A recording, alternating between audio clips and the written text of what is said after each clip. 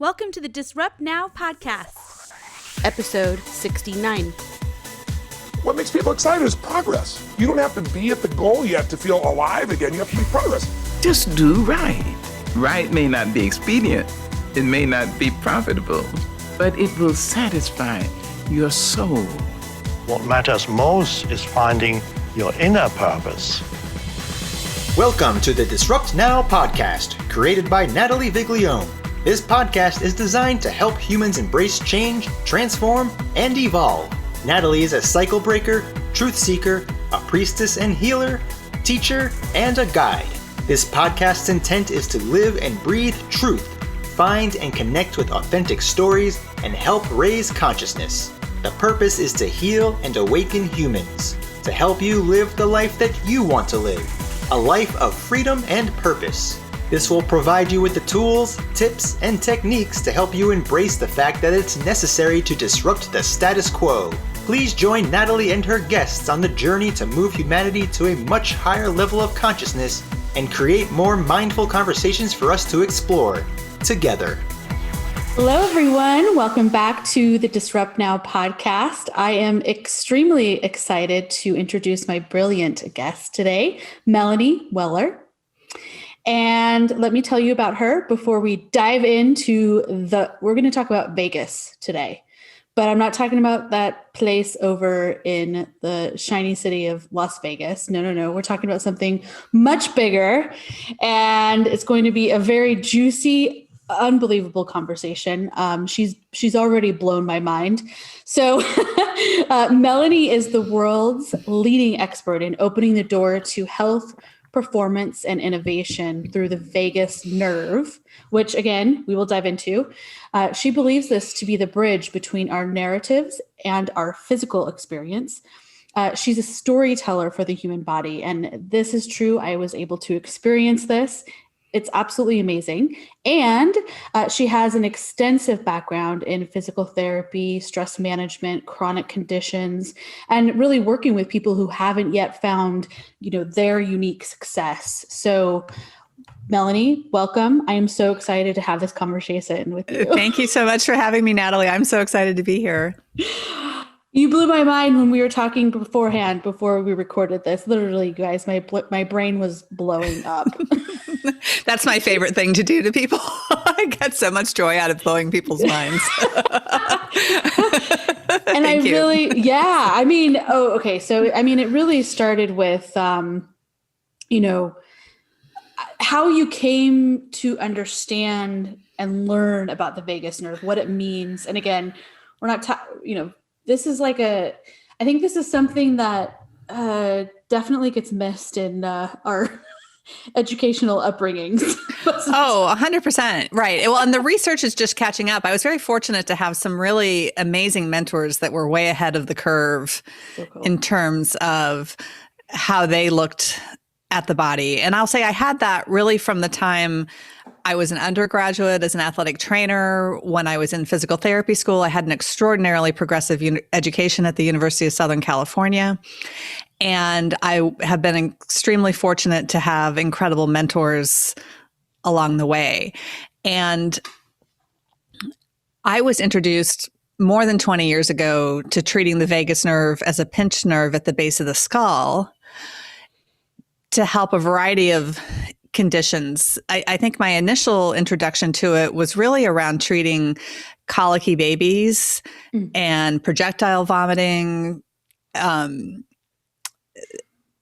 But your vagus nerve, it's tied to so many things. And I just remember I took a series of courses, and the primary instructor, she would say vagus nerve enough times that I was like, oh, it sounds like that fixes everything.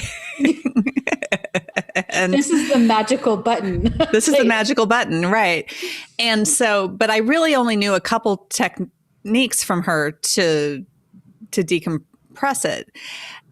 And I would use them when I had somebody who wasn't getting better in the way that I expected, or that was just really struggling with whatever. It was kind of it was sort of a way to kind of clean the windshield so that I could see what else was going on underneath. And I think I would say things really started to click at a new level for me probably 15, 18 years ago.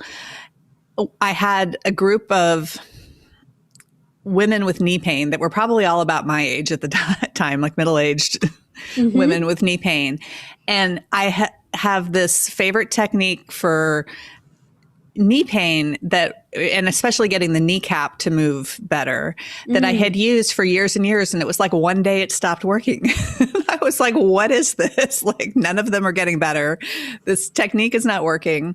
And it was always, and my reputation really, for most of my career has been that I'm the body whisperer, that I just fix things, and I get all the people, no matter how many times the Navy moved my husband's job and everything, like those people always found me. The ones that had fallen through the cracks and right. And so I decided with these women, I was like, all right, I'm just going to take a deep breath and reevaluate and see what's going on. And they were all restricted at the base of their skull. So I did a vagus nerve decompression technique for the base of their skull, and then their kneecaps all started moving normally. And I was like, oh, look at that. This really is the magic. That's really interesting. Right. And then when I moved to New Orleans and started my own practice, I branded myself as a stress management expert. And your vagus nerve is your big stress, pleasure, and inflammation mediating pathway. It had been especially interesting to me as a physical therapist in terms of mediating inflammation, because certainly that's what brings people into a physical therapy clinic. Right. Or at least especially an outpatient orthopedic clinic, which is where I was for most of my career. And it also uses the same neurotransmitter that your muscles do. So you get these really beautiful musculoskeletal shifts in addressing that. And in the context of having my own practice, what I really was able to flesh out was how I guess is one, where the vagus nerve specifically gets compressed in our systems. And there are specific characteristics of the places where it gets compressed. And I was really able to connect kind of where, like, oh, if I see this positive test at the big toe, like if they're not moving right at the big toe, or if this ankle test is positive, or this knee, these knee biomechanics are not right. Oh, well, then I know to go decompress the vagus nerve at this other spot, and it's going to make that better. Interesting. And so that was where I started with all of it. The discovery, right. And just putting it all together like that. And I will say that along the way, my superpower is in the realm of helping people with what the spiritual and stress-related underpinnings of their physical dysfunction is. Right. And I really love that piece of it. And as a PT, like, we spend a lot more time with our patients than a lot of other clinicians do. Right. And what I heard over and over was how what was going on inside of their bodies was very metaphoric for what was happening outside of their bodies. Right. And, that they were carrying the weight of the world on their shoulders, that they were tripping over their past, or, constantly being tripped up, that, that they were having difficulty standing up for themselves and standing in who they really were or who they really are. And so I heard these stories over and over and over that were so close to what was in archetype to the area of the body and the joint that I was treating. That's a huge, I really loved kind of the psychology aspect of it, and how, what is stress? And medically, we know that stress is 75 to 90% of all disease, but we don't really define it very specifically. Right. And the research has really caught up with the vagus nerve, and we know that it's the biggest component of our parasympathetic nervous system. which is our grace under pressure. It's our rest and digest, and it's our pleasure pathway. Yeah. And so most of us are familiar when our vagus nerves are not working well, when we go to do public speaking or something that might make you similarly nervous, and you get a lump in your throat and your palms sweat and your heart races and your digestion shifts, because those are all vagus nerve mediated functions. And your vagus nerve in that moment has been dialed down, and your fight and flight responses have been dialed up. And we know that trauma always affects the voice and the breath. And your vocal cords and your diaphragm, the muscle with which you breathe, are horizontally oriented in the body. Nobody gets injured, stressed, or traumatized and has really great arm swing when they walk. We all seize up. We all stop rotating. Rotation is the first thing that we give up. And stress and trauma is really embodied in our transverse plane, which is the plane on which we rotate in that rotational movement. So the base of your skull is horizontal also, and that's where your vagus nerve gets compressed at the base of your skull, and it can get compressed at the level of your pelvic floor too, which is also horizontal. And so there's a series of structures that are horizontally oriented in the body, which are where your vagus nerve is more likely to get compressed. And certainly when that happens, you're not just compressing the vagus nerve in isolation, you're compressing arteries and veins and lymphatics and everything that goes vertically through your body, and energy too. This concept I have is very similar to the Chinese medicine concept of qi flowing in the body. Right. I just talk about it more structurally. Yes, like physically and in the body. Right. Yeah. And when you don't have flow internally, you can't have flow externally. Right. And the research around the vagus nerve is really amazing, how well it functions, has predictive value for how long patients with pancreatic cancer will live. So we know that it's really integral to your immune system. In women, it innervates the cervix, and women with complete spinal cord injuries can achieve orgasm with vagus nerve stimulation at the cervix. So we know it's really integral to pleasure. And we know that sexual arousal is primarily a parasympathetic function as well, which is vagal. And in the research, often what they'll do is put electrical stimulation on the vagus nerve. And when they do that, it reverses the mitochondrial defects deep in the cells that go with heart disease. Wow. And it remaps your brain at the highest levels, at the level of the cortex. And so and the range of research is just super, super exciting. When solar and space weather disrupt the electromagnetic field of the Earth, it's measurable in our vagus nerves. Okay, that's fascinating. So where is this nerve? So it's the base of the neck. Yeah, so it's everywhere. It's the short answer. Okay. But yes, it starts in your brainstem. Okay. It's outside of the spinal cord. So it goes all the way down into the pelvis. Got it. After it exits, I'm going to give you it does so many things. I'm just going to kind of skim the surface of what it does here. But as it exits your brainstem, it goes down towards your heart and loops back up to innervate your vocal cords. So I like to think of it as the nerve that allows us to speak our hearts. Okay. It innervates our hearts and our digestive systems. So it's our heart brain, it's our gut brain. When we have those sensations, those are, our vagus nerves are absolutely involved. It mediates sweating. It's in all of your senses. It innervates your tongue. It innervates the skin of your ear canal. So when you hear music or sound is processed in part by the vagus nerve. Research shows they know it's involved in smell, but they haven't really quite been able to, at least that I know of, to quite define the mechanism exactly. But the vagus nerve is in all of your senses. And and it's really our connection. Well, I'll say, like you said in the introduction, I firmly believe it's our connection between our stories and our bodies, because when our story is stress and trauma, our vagus nerves are dialed down. And when our story is gratitude and appreciation and awe, then our vagus nerves get dialed up.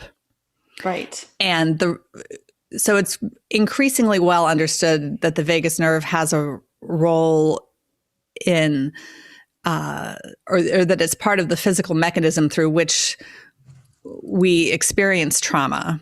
And I would contend that when you've had trauma and stress, that it's your vagus nerve that itself is actually traumatized, that it is physically, mechanically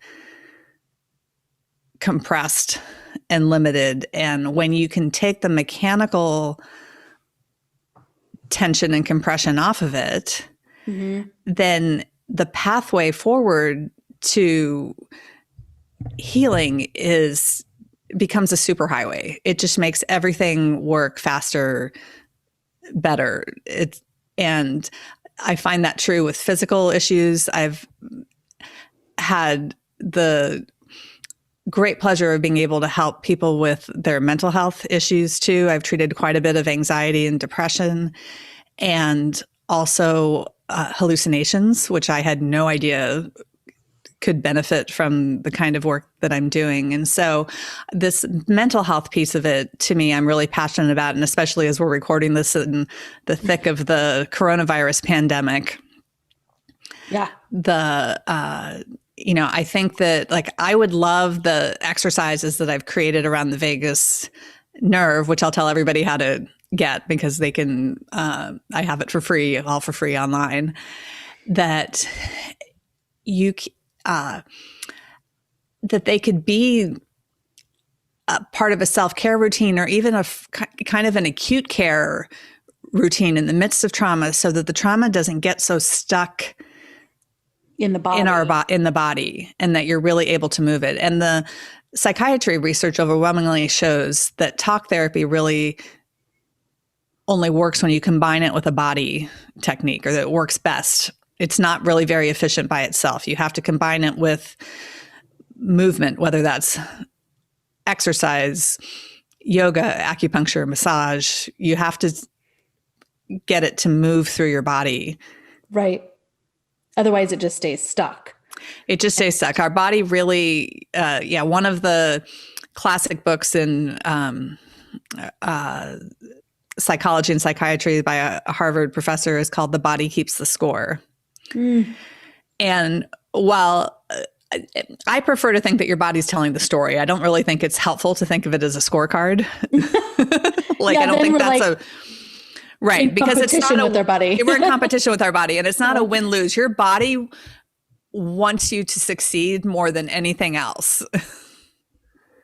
Right. A lot like the universe. Absolutely. Absolutely. Yes. Your body is constantly conspiring, but we don't really have this language for communicating with our bodies. And so this all really came to a head for me when I was in the throes of my own midlife crisis. And my body was falling apart physically. I had been running, and I was having a lot of foot pain that was keeping me from running. And I had a professional lawsuit brought against me, and my marriage was really struggling. And within my practice, I was also struggling to align my very clinical academic knowledge with my more intuitive knowledge, because my clients would overwhelmingly tell you that they come from my soft skills, but they like that I have the discernment that goes with all of my credentials. And I spent years and years collecting letters after my name so that I could, I think part of it was a way just for me to feel valid and valuable and things like that, that I was done out of that, my own lack of self-worth Right. that I, that I developed at a very young age. And I think that a lot of people struggle with, that it was me included. Yes. that it was a way, it was some validation for me, and then certainly the lawsuit just like blew the lid off of all of that, and really made me question, what am I going to do if I lose my license? Right. And I will tell you, the good news is that I really took all those things as an opportunity to dive even deeper into my own inner work. And ultimately the lawsuit got dropped. And I think that, I can really see where that I saw the lesson and was able to really work through it. And then energetically, I just kind of spun that out of my orb. I mean, there were some very concrete reasons that it got dropped too, but it was just, but it was, but those kinds of things those events can be very unpredictable. Totally. Yes. And so part of what I did in all of that was just to take a couple steps back in my practice and to reimagine what I wanted it to look like and how I wanted to show up. Right. Because I was really hiding my intuitive piece of myself, even when I was seeing that it was accurate all the time. And I was, and even when I would often, for years, well before I had my own practice, I would just dance around what I thought was going on with people, and ask them questions and get them to talk about different things just to start to shift the energy in their body. But I would just tell them that their joint was tight or sheared, or, that I was loosening up their soft tissue and it would be fine. Right. I wasn't really talking to them about what the truth or the deeper levels of what I was perceiving was going on with them. Mm-hmm. And so in taking a few steps back, I did some reading. And one of the things that I read was about how mythology was a mode of transmitting scientific information. Right. So, for example, in the ancient Egyptian myth of Isis and Osiris are all the numbers of the Earth's precessional, or not all, but there are numbers of the Earth's precessional cycle. And so we know that the story was how they communicated the cosmology, which they understood well in ancient times. And there's other myths from other cultures that have the same numbers in them. They were liberal with the decimal points, but the same numbers. Base, yeah. Mm-hmm. Yeah, same basic idea. And so my first question on reading that was like, oh, well, the Earth's at a 23.5 degree tilt right now. So what's 23.5 degrees from the midline of the body? And I pulled out my anatomy books, and where your vagus nerve exits the base of your skull is 23.5 degrees from the center of where your spinal cord exits the base of the skull. And I know just from my biomechanical knowledge that I've collected over the years that normal rotation between your first and second cervical vertebrae is 47 degrees to each side. And there's 47 degrees between the pole stars that our Earth points towards over thousands of years. And our anterior cruciate ligaments in our knees sit at an average of a 47 degree angle of inclination. And so and normal rotation at the foot is about 23 degrees. And so there are, so I had a list of numbers that matched that. And I was like, oh, this is how we're literally just a fractal of the Earth. This is just, and so thus when solar and space weather disrupt the electromagnetic field of the Earth, it's measurable in our vagus nerves because we have these angles. And so I have my working theory, and I'm, actively seeking out collaboration to get some research going on this, is that there are critical angles in the body. And if those angles are not right, you are less likely to feel well. Or you have to be within some window. I don't think you always have to have a perfect angle, but I think you have to be within some window of that. That's amazing. And this is the part that just blew my mind. Because it's like and I am, and this has been mentioned so many times on this podcast, but the spirituality and science so you have the, you can go into the ethereal, the esoteric, the out here in the other land, this other dimension, so to speak, but bring it down into this physical, like 3D in our body, and how it's as above, so below is absolutely phenomenal. Yeah. Well, this is the only rule we ever follow is as above, so below. I've just put a little bit of math and structure to it. And right. So the next piece that came to me, and I know I'll put this up. I know that since we're recording on video, and I know you might use the video, I'll just show this image. But so in the throes of my own crisis, I was studying astrology to figure out what was happening to me, because I had kind of become somebody completely unrecognizable to myself. Right. And in astrology, Aries rules the head. And this is a picture I've pulled out to show patients for at least 20 years. It's a compilation of MRI images that give you a 3D picture of what the ventricles of the brain look like.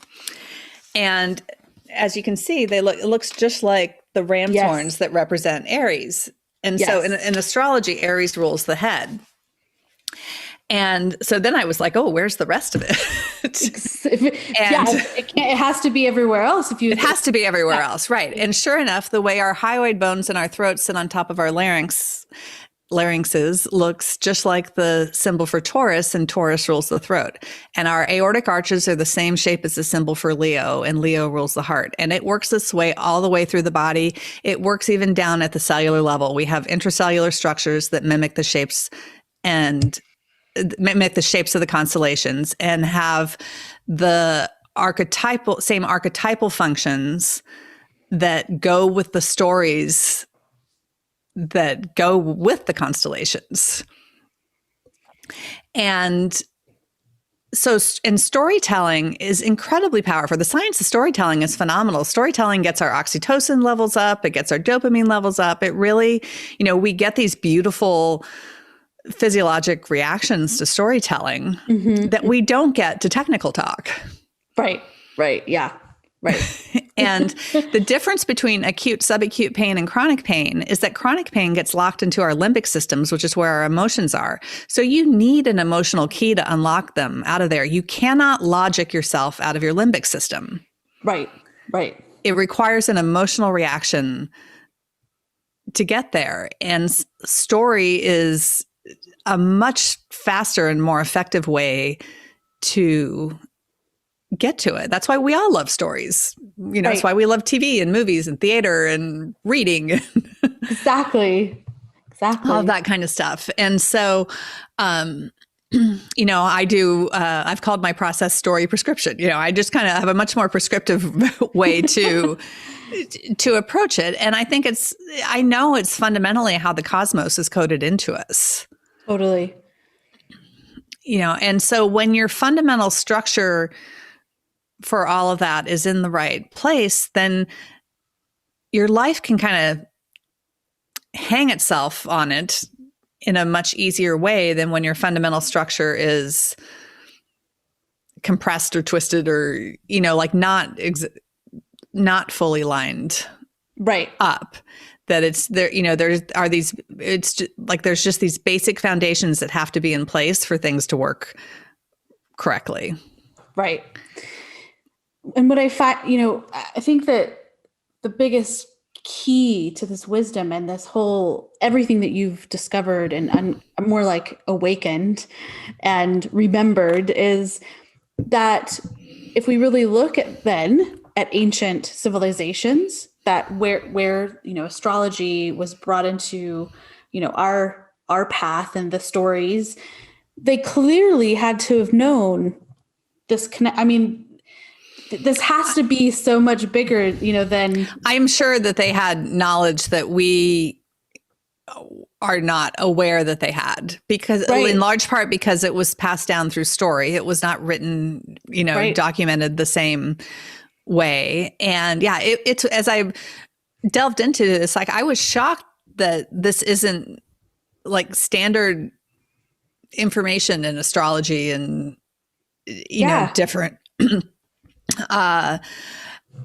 because it was just so obvious to me that this is just the anatomical that the story is the representation of the anatomy, right? And that the physiology, the archetype of the physiology, matches the archetype of the story as well, right? And but I think that it's and for me, like, and so what I've done with all of this is create a form of energy medicine out of it, right? And that is just my drug of choice. It is so much fun. And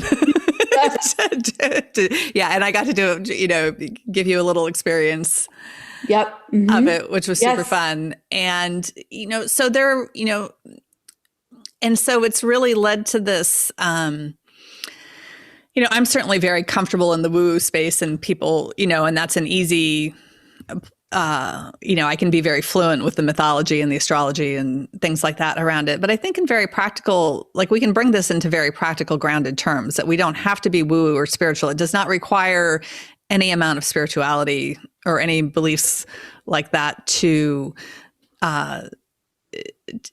benefit from this or to explore it. So when I work with businesses and business leaders, like, we'll often start, like, when your vagus nerve is compressed at the base of your skull, we'll talk about the relationship between your heroics and your desires.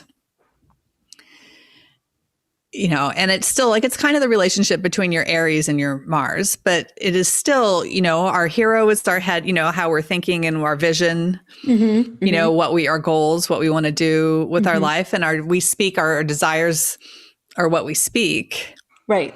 Right. And so it's really functional in that way, that it just goes with how your head functions and how your throat functions. Right. Right. Which, for those of us that like to go into all the other stuff, it blends so amazingly to, like you said, traditional Chinese medicine, where we're talking about energy, chi, we're talking about chakras, and, Absolutely. It's amazing. It's like all these dots are being connected. Right. Well, and that's really what I love. My sweet spot, I still treat a lot of people with a lot of different, a wide variety of conditions. But what I really love, and my, and this works even with those, this happens to the people that even come to me for pain, whether I work with them online or in person. But for me, this is really about fine-tuning your genius. And that when you can get in the space where you are aligned, not just within your body, but within the cosmos, that then your genius just lights up inside of you, and you start making connections that you hadn't made before. Right. And you're really able to step into your brilliance at a level that wasn't quite accessible, or wasn't as easily accessible before. And from a structural standpoint, I think the easiest way to understand this, and it is talking about the diaphragm, the muscle with which we breathe. In all humans, the right side of the diaphragm has more muscle mass than the left. So theoretically, the right side will always win. But when we're locked down on the right side, and the earth below us and the solar system above us are spinning the opposite direction, we are literally out of alignment on this cosmic level, and that we don't have access to full alignment, into those moments when we say the stars aligned. It was just the perfect confluence of events, the perfect synchronicity, the perfect magic moment. So so really what we're connecting is a physical way to step into the flow. Almost. Absolutely. Yeah. Right. Yeah. And flow state is defined in psychology through just your sense of being caught up in the moment, that it's like nothing else exists. In the neuroscience, it's defined as hypofrontality. You get less prefrontal cortex activity. And, but there is a physical body-based piece of that too, that I find makes it easier in my clients. It makes it easier for them to access flow state at a higher level when they've got their body open to flow, and you get more intuitive information too. It strengthens your intuition and your creativity and your inspiration, that you get all of those really, juicy, exciting parts of life. It starts to really light those up. Right. And let's make sure to note here, everyone has access to intuition. And, I think it's so often it's pushed towards like women have this gift. It's like, yes, because we're, more likely to be open sometimes, sometimes we repress it and hide it. And yeah. No, I was a master of repressing emotions and intuition for years. Yeah, I resonate with that completely. So I share that. But yeah, so everyone has access to this. And then again, this is stepping into the realization that, it's healing on a physical level, but there's this whole other place. Well, I think right. I mean, in the way that it bridges your story and your body, I think it also connects you to your deeper purpose and your deeper story and your deeper role in life. Right. And, or it will deepen your existing connection there. For me, I would say it didn't necessarily, it changed my path, but, yes and no, because I'm still doing physical therapy at some level. Exactly, so it's not and I'm still using skills that I've had for 25 years. Right. But it has deepened them and accelerated them and given me a new set of skills. And I use them. I'm able to use what I know more efficiently and be creative to, in a way to solve problems for people or to help them solve their own problems as well in a way that that gets them to where they want to be faster and keeps them from falling through the cracks. I've spent most of my career with the people that have fallen through the cracks that nobody else has figured out. And they've often seen multiple other practitioners and, multiple doctors, sometimes multiple surgeries with no improvement.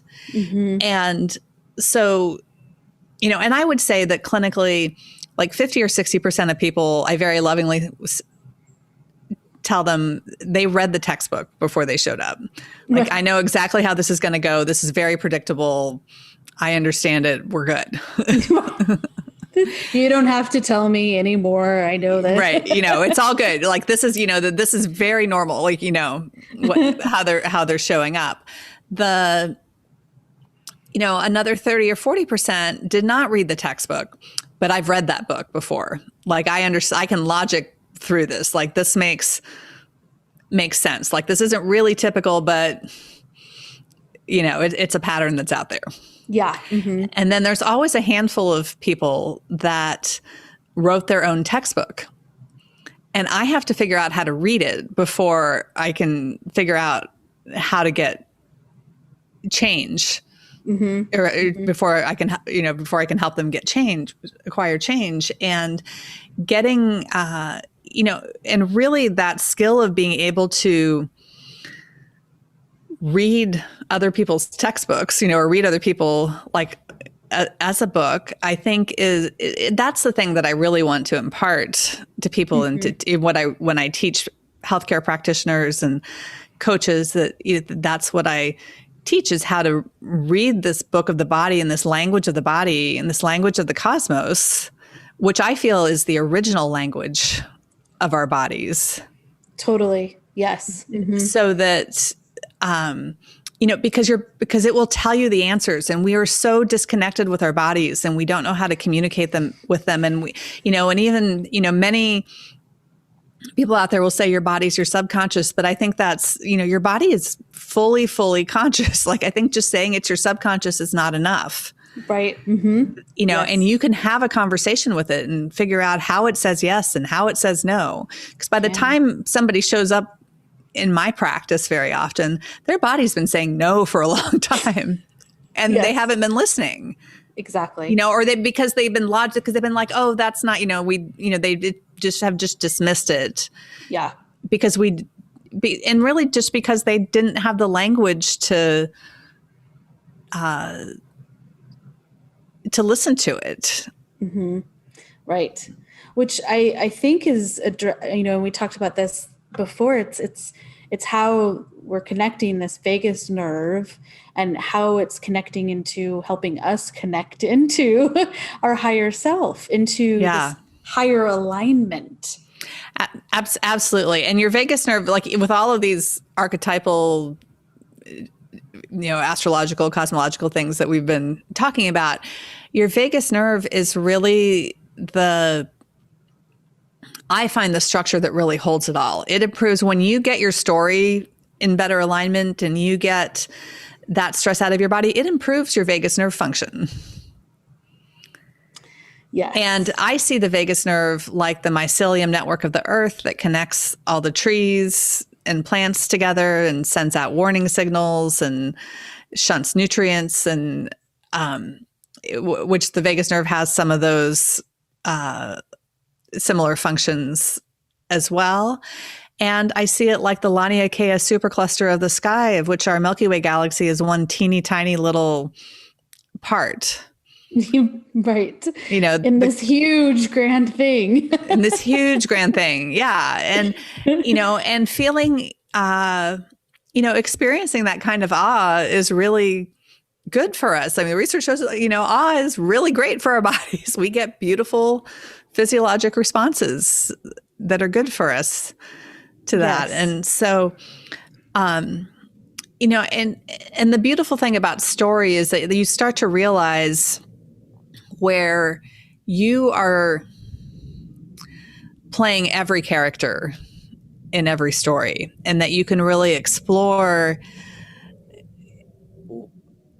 that aspect of it. We tend to think of ourselves very, archetypally sort of as just one in one aspect, and for myself, like, I mean, for a long time, I've really identified as the high priestess, and, and I think that, as I've evolved, I see myself much more as the magician. Like I love, like when I do, I'm not doing in-person group stuff right now, but, when I do online groups and in-person groups, it runs very often like a magic show, and that's so much fun. But it took me a while to realize that, like, oh, I could really step into this magician aspect of myself.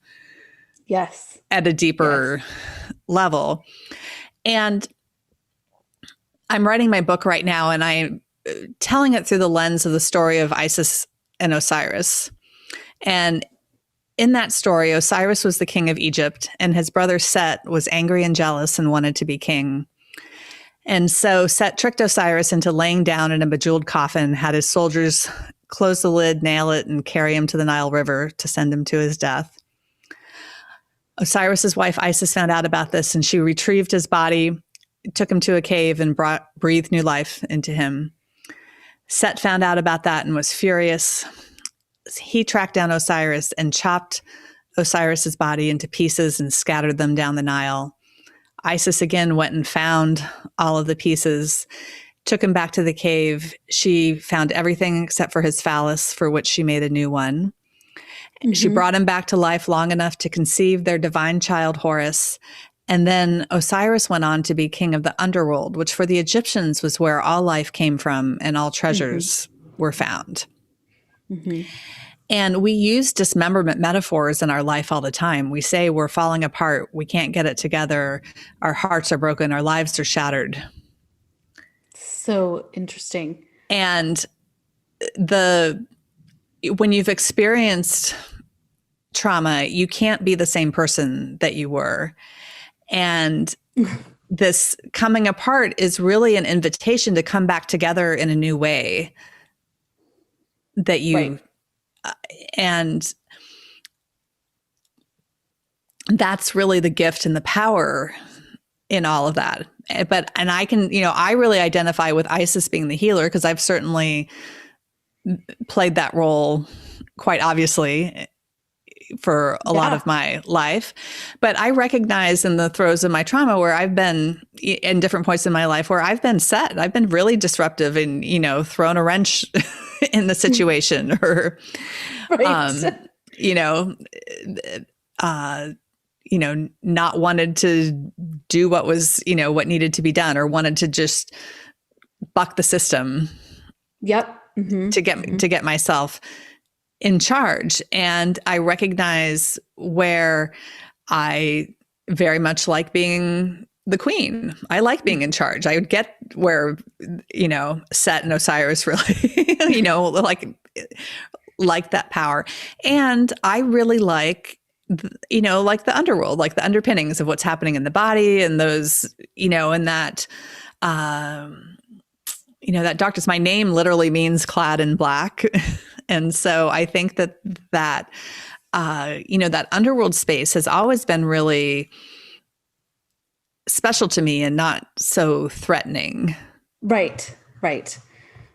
It's sharing a story. It's sharing. Right. And so, and I've just given you like a little teeny snippet of what that story, what that whole story is about. But I can see myself in all the characters. And as I've been able to do that, then it takes the stress and the story out of your body and to a new level. Right. Because when you're just in one role, or when you're just in the victim role, like it would have been really easy to stay with Isis and grieving the loss of, even if I had talked about like my work as Osiris, like grieving the loss of the partner, or when my marriage was struggling, that was, grieving that. But really to be able, when you can really see yourself in all these roles and work with that and hold yourself accountable and just get it into this bigger alignment, because they're really just, they're telling the story of the cosmos, and we're all living the story. We all, we literally live these stories. Absolutely. Absolutely. Especially the part, falling apart and the fact that, these words, these phrases that we still use today. Absolutely. Mm-hmm. That's what's so fascinating too, and it's true.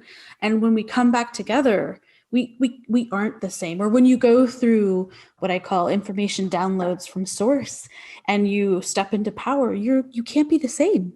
No. It's just not possible. Even if we want to fight it. Absolutely. Yeah. Well, and, I could talk for another hour about the language piece of it, but because we do, like when, somebody is telling me about conflict and, so I, or they say like, oh, well, I'm just like locking horns with this person. Well, then I know that they're going to have a head and neck thing, because their bull and their ram are locking horns, or like, I'm going to look at those horned archetypes within their body to try and decode that. And this is the way our businesses live in our bodies too. Like if you're struggling with the vision of your business, your heroics and your desires are at odds with each other. Right. For sure. And if you're struggling with the identity of your business, your emotions and adaptability are at odds with each other. Right. And so you can really break this down in very concrete terms. And it works beautifully to decode what's going on in all aspects of your life, and then to create flow in all aspects, that you can really use it because you get that when you make a change in one place, it ripples out. That's the beautiful thing about the cosmology, is you get a fractal effect because it is fractally structured. Right. And it's just understanding, I think that, and you're right. I think that we were talking about maybe doing a part to do. Yes. And the language of the body. I think that's what we're really talking about, is being able, look, we know many of us understand that the language of the universe is through thoughts and actions and words. So isn't this kind of the same? It absolutely is. I mean, I find the body highly organized in thought, word and deed. And we are literally made in Trinity. We come from 3 embryonic layers. Our arteries have 3 layers. Our muscles have 3 layers to them. Our veins have 3 layers. Like, like we are literally made in Trinity. We live on the 3rd planet from the sun. That, it's getting, yes, but I'm all about yes, thought, word, and deed is really the foundation of all of it. And you have to have, we're very good at doing things. Like I know, I'm sure many of your listeners know the quote that like we're human beings, not human doings, and that it's more about how you're, and it is, I think it is more about how you're being than what you're doing. But I ask a lot of my clients, I say, like, is filling your cup draining you right now? Because they're very good at doing things, even if it's a laundry list of self-care, but they're exhausted by it because they're too much in the action and not enough in the thought and the word piece of it. And so you have to weave all of those things together. Exactly. And so what are some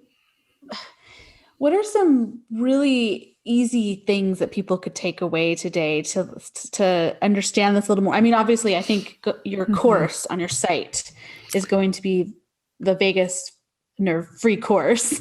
Yes. Yeah, no, absolutely. If you go to embodyyourstar.com, you can opt in there and it will send you, it'll email you one course and it will take you to a different course. So you actually get 2 courses out of signing up. Oh, sweet. Okay. And, but I think, one of the things that I would really like people to understand, is how important it is to connect with the backside of your body physically. We're all disconnected because we're not taught to pay attention to the backside of our bodies.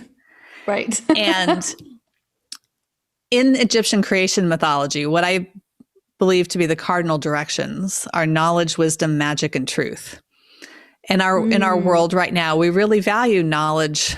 We bring knowledge down into wisdom, and we value truth, but we don't really value magic so much. And that's the piece that's behind you.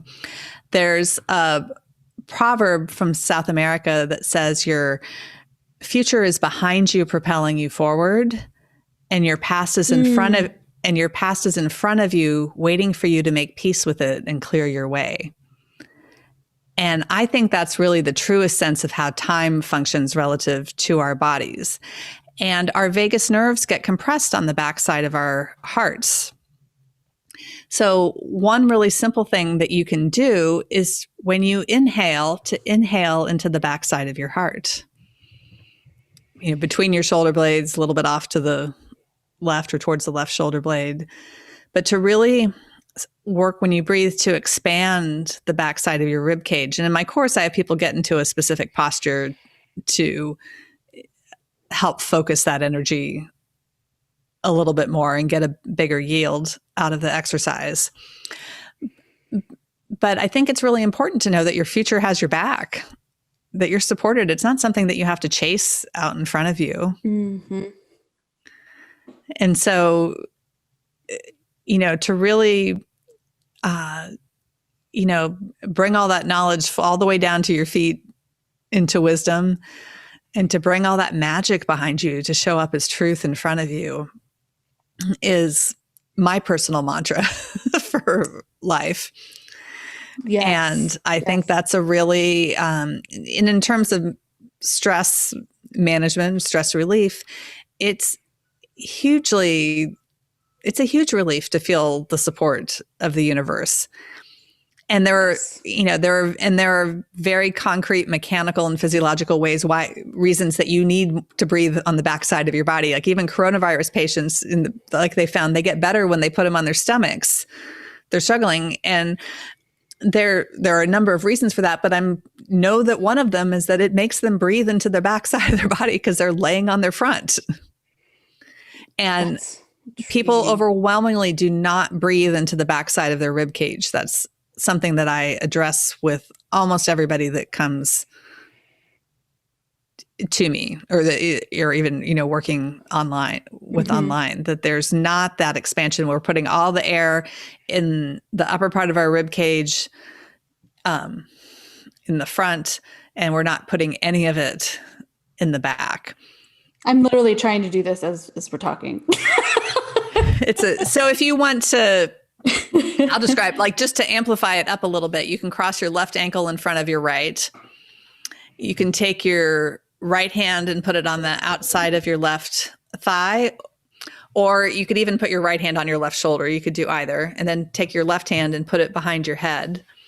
But you kind of spiral yourself up like that, and then breathe into the backside of your heart. And you get can you feel that that's a little more focused in that area? And so these exercises work, I believe, because they engage our electromagnetic field, and they work with the toroidal field mechanics. And I didn't know that when I developed them, but I have this, I actually have it right here for your people that are watching on video, but I have this really cool little mental model of a toroidal field. And when you put the top and bottom in opposite directions, it either collapses or gets tight. And so it's just like it's not about spiraling all the way up one way or the other. It's about kind of going in opposite directions. So I have your feet twisted opposite of your upper body, essentially. Right. And that is very powerful at engaging your electromagnetic field and shifting that bigger alignment. At least that's my working theory on it, because they're way too easy to have, often to have the effect that they do. And, and at the end of the day, if you're not somebody that's, it does open you up spiritually, but it gives you more shock absorption. These things all give you more physical shock absorption. They give you more, and then thus you get more emotional shock absorption. Growing the thick skin, as they can say. Just a little bit, or just that there's, I wouldn't say yes. I think thick skin is a little bit of a, like I don't want that to come through in the, but where you know what's yours and what's not yours. Right. That you, and, this is part of the electromagnetic field of the earth protects the earth from solar winds. Right. And so in our electromagnetic fields protect us. And I think a lot of us are electromagnetically weak. 100%. And I think that we forget at how fragile that energy is, and that space. And, whether it's a cosmic event or, these devices that we have all over, yes. Right. It's all damaging that, and or at least in it. Well, I agree that it's disruptive, but I also think that it's asking us to be stronger, that it's, that there's a way that we can leverage that technology, because we are that technology too. Right. And shortchanging yourself, realizing that you are a piece of artificial intelligence. Like you have those same capabilities, and you have this, you can be the thermostat and not the thermometer wherever you go. And so I think that there's, I spent a lot of years, my introduction to functional medicine and a lot of these things was long enough ago. It left me in a state, like in a real victim mentality around it. Mm-hmm. And as I've shifted my own mindset about it, it has shifted how I don't get blown about by all that stuff. There are obviously common sense things you can do, but I also think that you don't have to walk around like you're afraid of every technology, because these things that are happening outside of us are happening inside of us too. Like I will tell you that we, like the US right now, is living out RNA degradation on a massive scale. And we have this RNA vaccine, and that's RNA degradation in archetypal terms is ruled by Pluto in Scorpio, and the US is having its Pluto return, where Pluto's coming back to where it was in 1776 when the US was founded. And so we are literally living out RNA degradation right now. So whatever's like, when technology and stuff is happening outside of us, there's something, we are being asked to, it's showing us to level up. It's showing us, it's showing us something about ourselves too. And so I think when you can take it like that, then it's not the threat. Because certainly living in fear is not healthy for you either. And that's going to cause its own set of disease and dysfunction. And so really seeing how you can leverage the technologies for yourself and strengthen yourself energetically is a much more soothing way to go forward than being afraid of everything. And I will say that from experience. I spent a lot of years in that, like I could make kale bad for you. And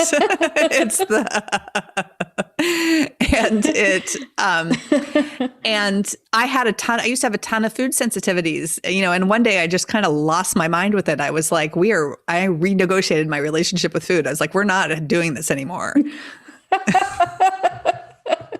I am done with you. Yeah, I'm done. You get to nourish me. Whatever I don't need gets to be eliminated. Like we are not doing this. Yes. I am not the victim of the food industry. I am not, the victim of every chemical ingredient and like cross-contamination and all of that kind of stuff. And I rarely get my food sensitivity reactions anymore. I mean, it's important to eat well, but I also, but I reclaimed my power in that. And that's really what my body was telling me, was that I was not, that was my third chakra, my personal, my self chakra, my self-worth, my self-power, my solar plexus. Like I was just not standing in that. And it was showing up as food sensitivities for me. Right.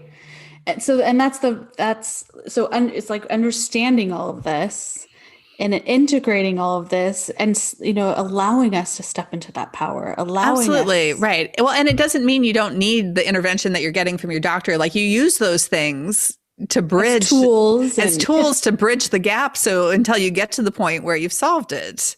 Exactly. Right. And people are wired differently. I appreciate that some things are, we're all unique we're all unique, and some of us are going to do better with certain foods and, and not as well with others. But, but this is really what getting, to me, what stress management or stress relief is really getting to what's really under that physical expression, because there's something exactly the true root of it. There's something emotional, spiritual, or even just geometric in terms of your alignment, your energetic alignment that goes with it. Right. Which you've attached to our physical body. So therefore and I think that's, we before we did this, I wanted to say that I appreciate that so much, because we need to be physically grounded in the physical reality of where we are, all the senses, all the things that we are as attached to energy and everything else. And so you having that, that I feel like it's this rod of truth and strength, and, it really changes the experience, because if you're too far over here or too much in here, we're missing so much of the it's not story. Yes, it's not, it shouldn't, being grounded or being intuitive or energetic or whatever isn't an either or, it shouldn't be an either or situation. It should be a yes and situation. Exactly. Right. And actually, if you don't mind, do you mind describing your experience with, or I can talk about it from my end, but. Yeah, well, I actually wanted to close with this, because I wanted to say your question was, so this is just, you guys, this was like, this kind of went, so, when she did some work on me the other day, I kind of like turned my head, and I ripped, like kind of hurt my neck sleeping on top of my head or something. I don't know what I was doing. But anyway, it was some pain. And anyway, after the work that you did, the question that you asked, and you were like, if this makes any sense to you, which I wrote down, was, where is my warrior competing? And I was like, oh, damn. This really speaks to, so first of all, like the experience of it, I felt this kind of like, and I'm very sensitive to energy work because I am so sensitive to energy in general. Like I'm very intuitive in that sense. Mm-hmm. So I felt like this little twinge in my left side of my neck, which is where I had the pain. And then it dissipated. Like, cause I couldn't even really turn my neck. I was like having problems with that. So that just felt more easy. But the question was absolutely profound because I've actually been competing. My warrior spirit is very much in competition with, or very much having an issue with how I'm expressing it in the world. So you left me kind of going, oh, I got to really think about that. And then you had mentioned that like my ram horns were like shifted to the right. So from your perspective, what's that imbalance feel like to you? Well, to me, energetically, the ram's horn should be centered in your head, like the ventricles of your brain. They're deep in the center of your brain. Mm-hmm. And the fact that yours were off to the right and that you couldn't turn so well to the left makes a lot of sense because they were tugging in the opposite direction. You had tension that way that was limiting you had tension to the right that was limiting your ability to turn to the left. Right. And that, that piece ends up, sometimes it's easy. Here, I'll give you a little Melanie 2.0 at the snippet here. But, it's really, when I introduce these concepts, I usually talk about like heroics and desires relative to each other, how your hero is functioning relative to what you want, but really thinking about where your hero is fighting with itself is often the deeper issue, that you're having this own internal battle. Mm-hmm. And whenever we have stress and trauma, we shove energy outside of ourselves. It's what we all do. When you talk to people that have been in severe trauma or were, say, severely, like chronically sexually abused, or, like they would leave their bodies and go into another space. They know, yes. That's the way we deal with trauma. We leave our bodies. Yes. And it's a great acute strategy. It is not a great long-term strategy. It's just not sustainable. No. Right. And so, and I'm an Aries, like my knee-jerk reaction is just to just to put it back for you. Which is what I did, like I just, like when people ask me what it means, I was like, it just means we got to put it back. And I think sometimes it's really just that simple. It doesn't mean, it just means it needs to get back. It doesn't really matter how it happens. It just needs to get back. Yeah. But, that's such a beautiful example of just how, like that tapped into something that was really, that was closer to the root of what's going on for you than, so being able to attach that story and just think about the archetype of Aries and Mars as the hero and warrior, gave me a language to be able to frame a question to you that really hit you in an emotional place that allowed you to embody that differently and to maintain the shift, to keep it. Like I haven't fixed the same thing twice in somebody in years and years and years. That's interesting. And if I it just really, if they come back with the same thing, it's always for a different reason. Mm-hmm. Like it still looks different, it's like, so, because we do, peel things off in layers. But if, when I see that, my first reaction is always, if I see the same thing twice, my first reaction is, oh, what did I miss? Because I didn't get to the root of the problem. Right. But we're all very clever about how we lay down dysfunction.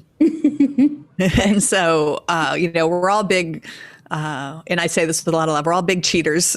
We compensate. Right. We're masters of compensation.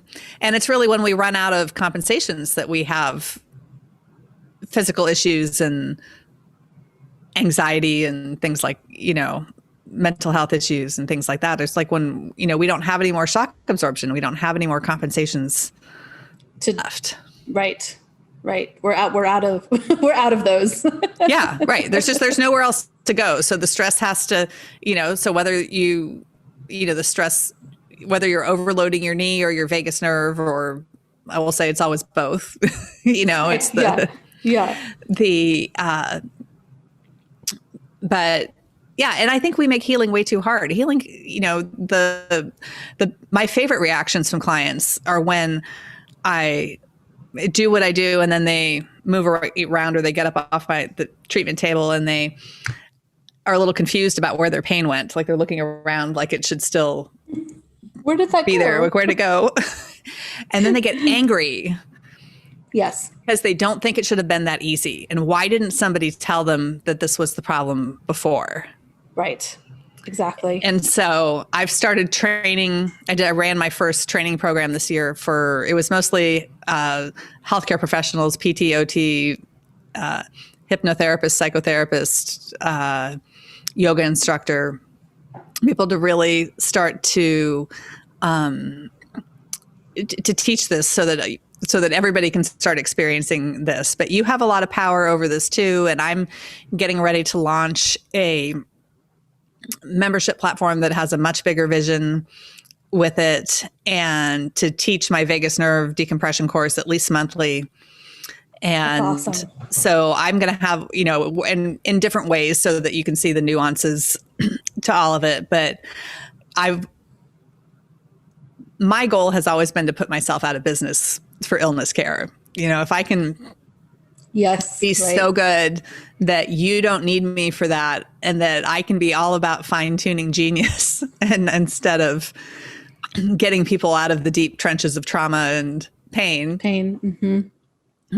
That to me is success. But certainly, and as one person, I can only ever put my hands on a limited number of people. So really teaching the teachers and teaching medical professionals and other healers how to use this and integrate it within their practice so that they get more brilliant with what they are already doing. And that we really get, I think that ultimately the vagus nerve can really be this model for how we run our businesses and institutions, and so that we're all organically healthier. Yes. That we don't have to make it so hard.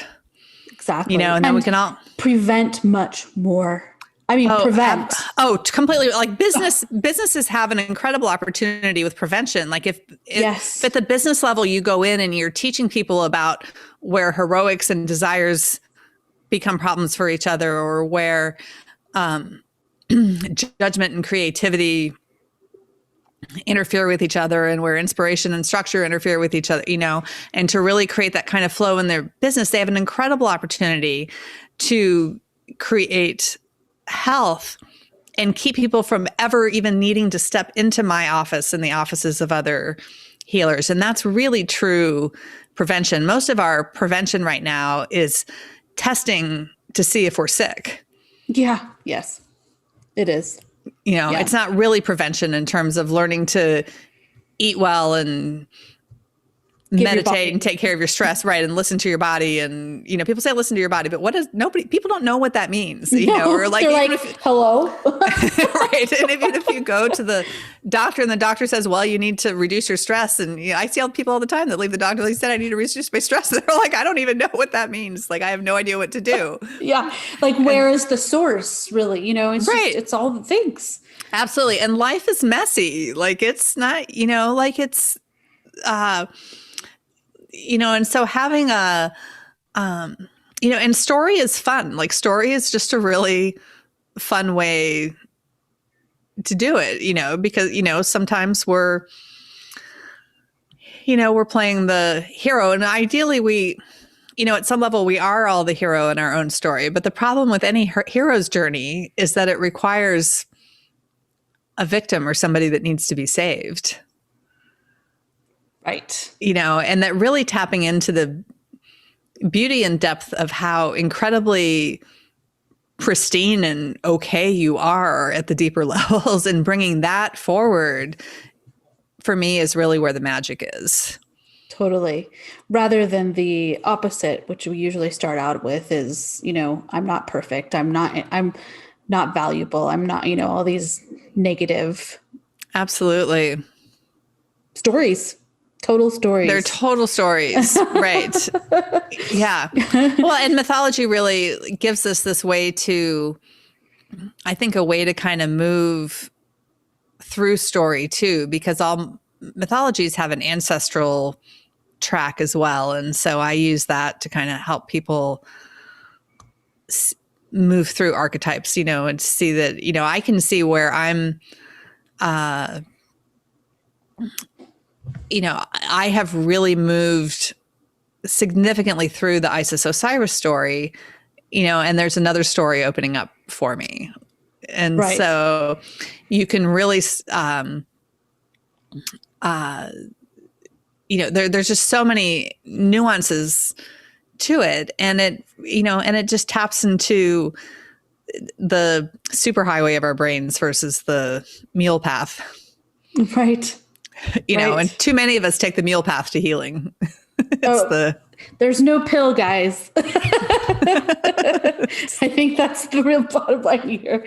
We're all, so many, are looking for magic.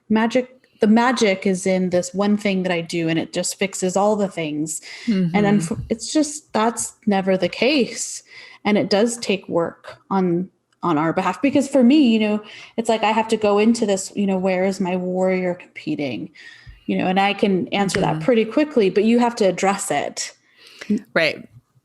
No, absolutely. Well, and I think that it can be, I will say, for all of the people that I've been able to help in one session or two sessions or three sessions, to really turn things around, there is that long-term, like to really, they would all say that they went on to go do more work or be more contemplative and more aware of what was going on, so that they could move differently through life too. I just opened the door to that.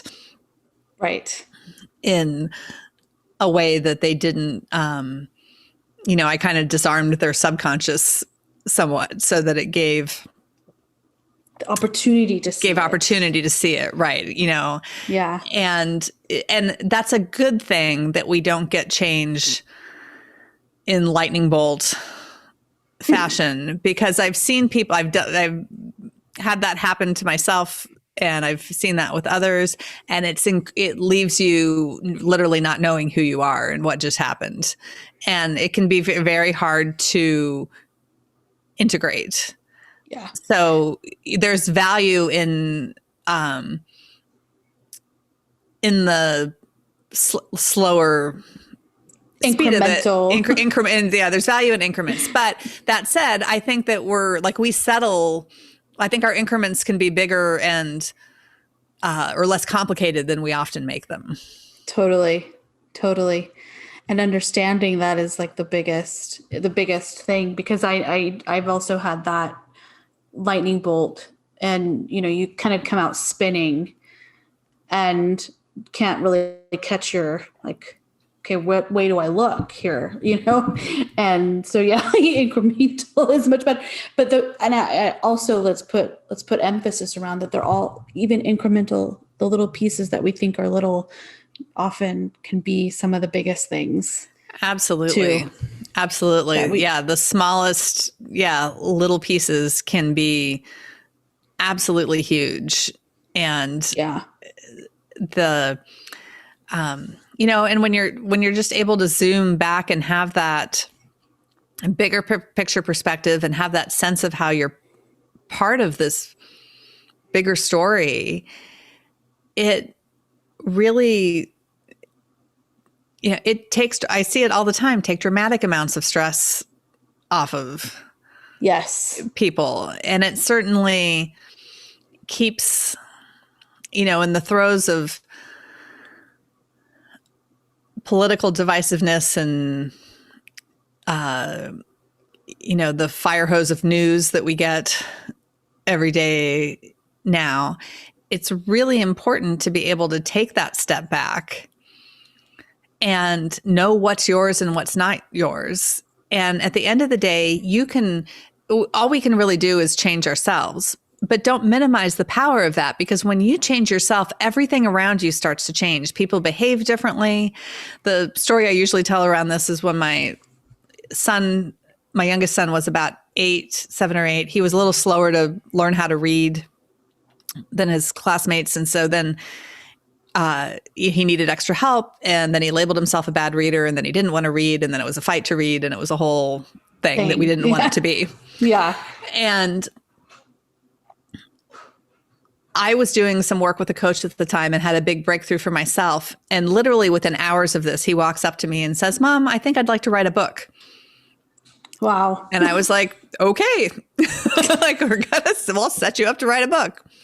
And he learned more about how to read through writing